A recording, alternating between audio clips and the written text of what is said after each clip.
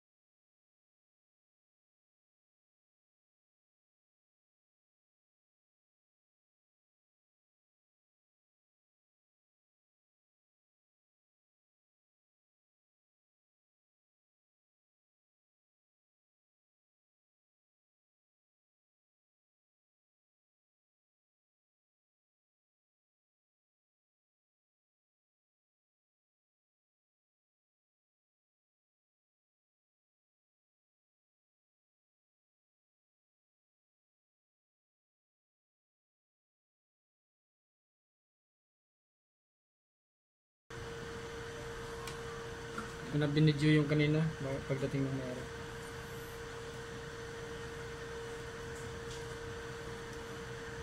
So yung mga blackout mga sir, ba gusto nyo magpapagawa dyan, punta lang kayo dito, mag-message lang kayo para ma-schedule natin kasi marami rin mga gusto magpunta eh, kaya kailangan schedule. Mahirap kasi kung sabay-sabay. Simple natin pa sir para matesting na sa unit. Oo, pwede sir. Tapos ibinta mo na lang. Marami naghanap ngayon yan. Ganun ano. Sige. Yan mga sir, ito. Testing na yung ano, yung upper gauge ng Honda FD. Yan, nice na. Bali, dumating si sir kanina, blackout. Matagal lang blackout to sir? Siguro mga 5 days. Mga 5 days daw blackout. Sabi ni sir. Yan, sakit talaga ng FD yan eh, yung upper gauge. Yan, yung kanina blackout din, ganun din. Yan. Ayos na mga sir. Okay na.